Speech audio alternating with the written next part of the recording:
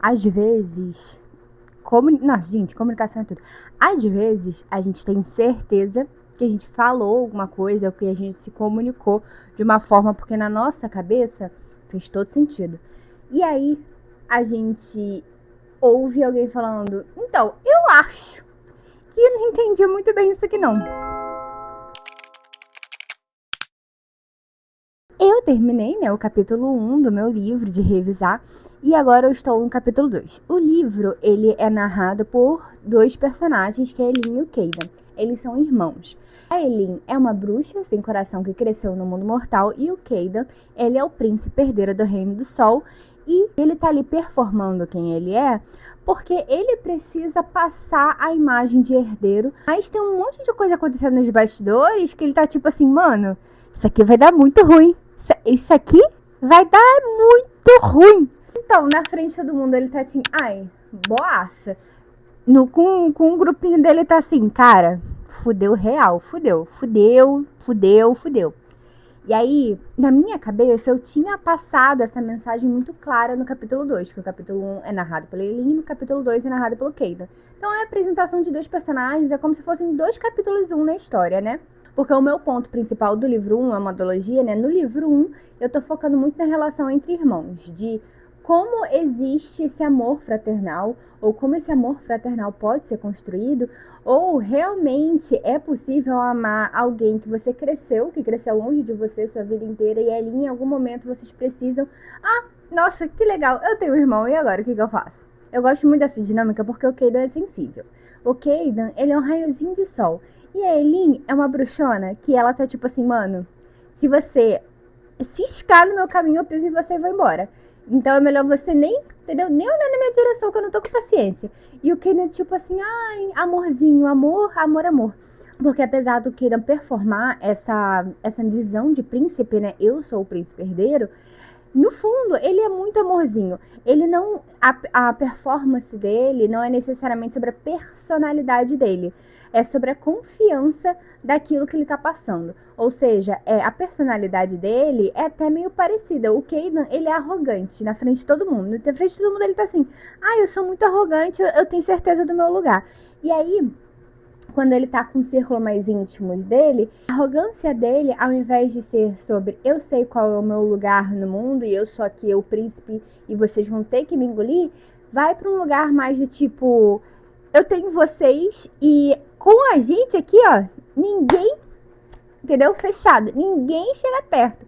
Mas ele tem essa camada de eu preciso impor respeito, porque eu sou o príncipe, e aí tem uma galera aqui que não curte muito isso, né?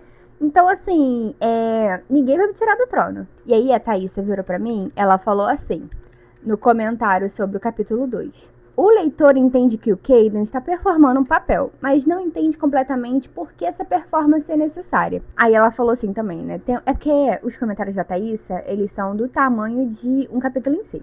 E eu amo. Aí ela falou assim, tem uma parte que me chamou a atenção. O rei Aeton sempre foi julgado como sonhador, vivendo em um mundo preso no potencial de tudo aquilo que poderia ter sido.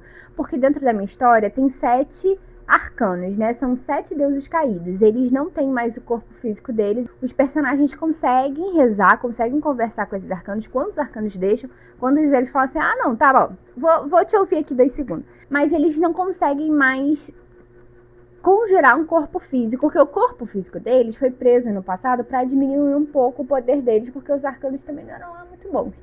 E aí, um dos arcanos, que é o meu arcano preferido, que é o arcano das artes, que é o louco, os arcanos, 7 arcanos foram baseados em 7 cartas de tarô, né? E aí tem a carta do louco. Não tem muito a ver com a carta em si, mas eu peguei ali um pontinho ou outro e trouxe para dentro da fantasia, né? Então, o Aeton, que é o rei, que é o pai do Caden e da Elin, que a Elin não sabia que era o pai dela, né? Aquele clássico, né? Beijo, fui embora depois de engravidar uma mulher. Ele é devoto do louco. Então, ele sempre foi muito voltado às artes. E justamente por ele ser tão conectado, assim, por esse mundo de sonhos, que o louco fala muito sobre isso, sobre o mundo dos sonhos, ele não conseguia reinar de uma forma firme. Ele sempre estava vivendo no potencial do que poderia ser, mas nunca ali, no que de fato era. Aqui tá o conflito interno do Kaidan, depois, né, dessa frase. O Kaidan cresceu observando o rei, artista, sonhador e talvez até irresponsável do ponto de vista político, sim. Isso sugere que o Kaidan construiu um script intenso baseado em seu oposto do pai. Exatamente. Ele precisa ser controlado, racional e estratégico. O texto traz essa ideia, mas não dramatiza, não dá oportunidade de ver como isso é uma pressão e como ele vive nesse mundo normal. O mundo normal, né? Como a gente tem meio que 2 primeiros capítulos, que é um da perspectiva da Elin e um da perspectiva do Kaidan, que são os 2 personagens principais, a gente precisa apresentar o mundo normal, o mundo que eles vivem antes de acontecer o incidente que vai transformar a história dos 2. Quando você tem um livro que tem 2 personagens narrando a história, isso é um pouco mais complexo, porque vai ser o mesmo incidente, que vai ser um ponto de partida para Elin e pro Kaidan juntos, que acontece no capítulo 3, no caso. E a gente tem a apresentação do mundo normal da Elin e o segundo capítulo é o mundo normal do Kaidan. O mundo normal da Elin é o mundo mortal, é como ela viveu até hoje, e o mundo normal do Kaidan é o mundo mágico, que é a Eternia, é o mundo que eu criei, é o Reino do Sol.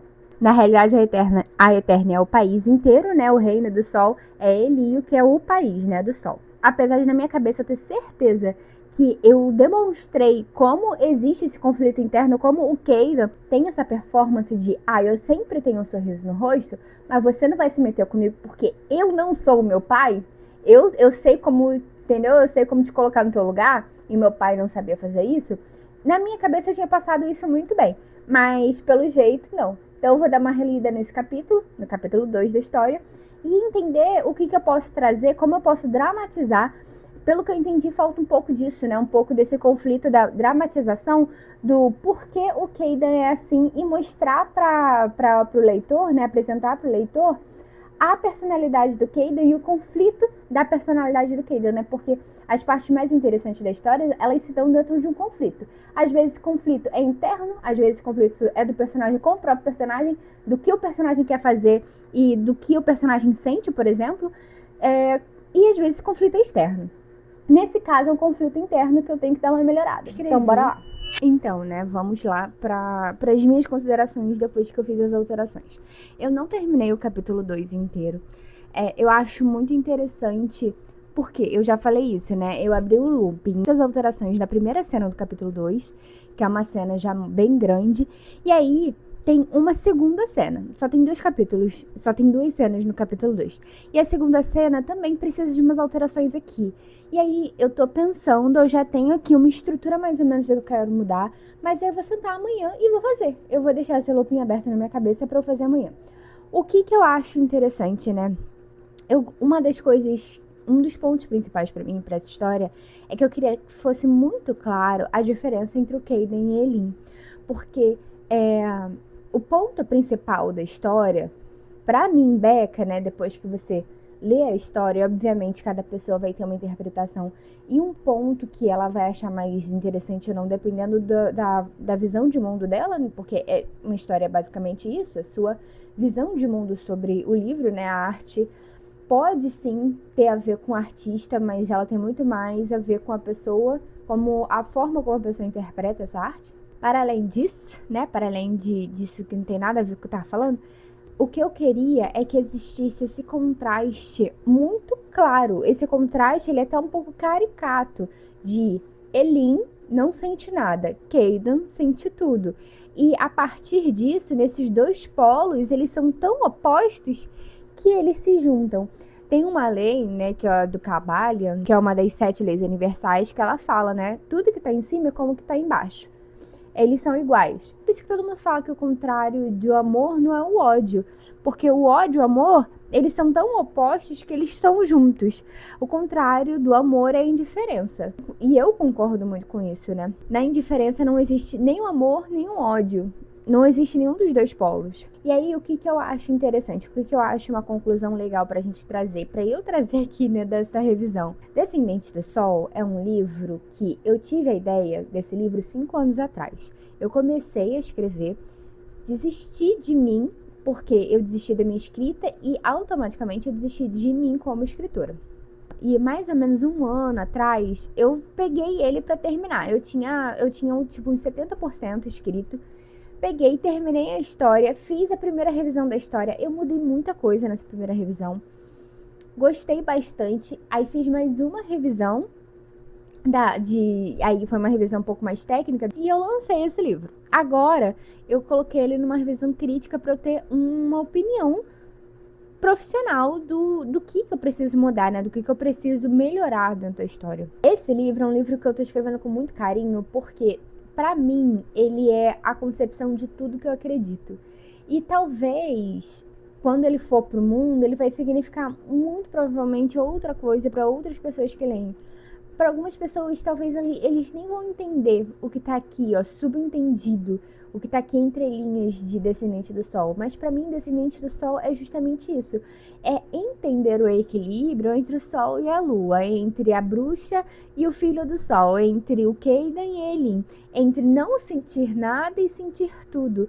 E nesse equilíbrio, nesses dois polos, né, tão opostos que se encontram, eles se anulam, eles são tão opostos que eles se encontram e se anulam.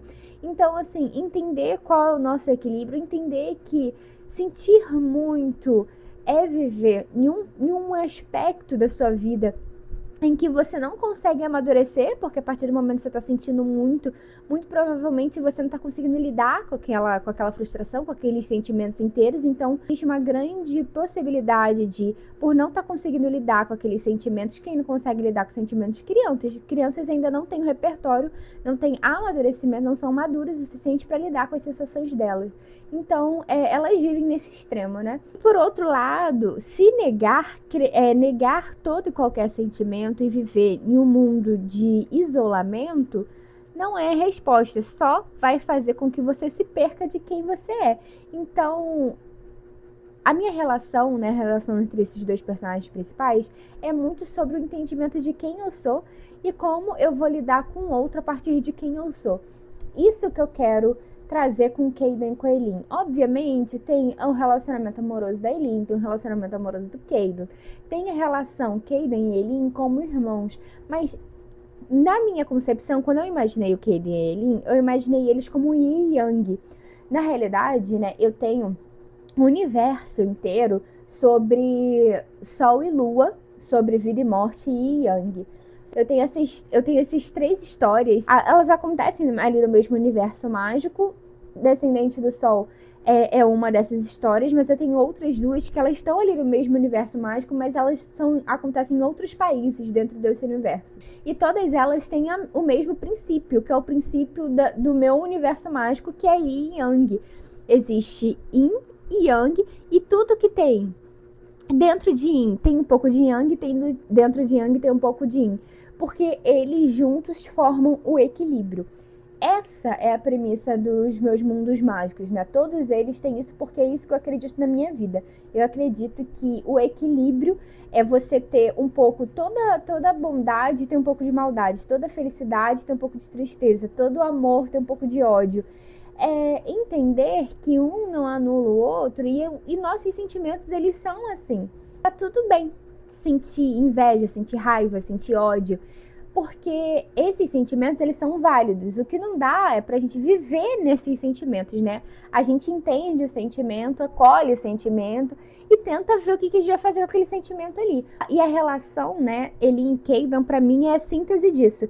Esse equilíbrio que a gente procura tanto no nosso mundo, né? Como a gente se equilibra, como a gente se conecta com nossos guias espirituais, ou seja lá o que você acredita, para poder viver uma vida equilibrada. Como a gente lida com uma dor tão grande que a gente não consegue colocar em palavras, que é o caso da Elin, que ela não sente nada justamente porque ela não quer lidar com essa dor que ela teve no passado. O Caidan, que é o pai dele, que foi extremamente negligente, e aí a partir disso ele tenta ser tudo para todo mundo porque ele não quer ser tão negligente quanto o pai. É um livro de fantasia, só que toda fantasia, toda boa fantasia, na realidade é um conto, é uma história, é uma forma de ver o mundo real.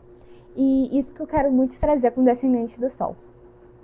Em breve tem outro vídeo aí de eu terminando de revisar o capítulo 2.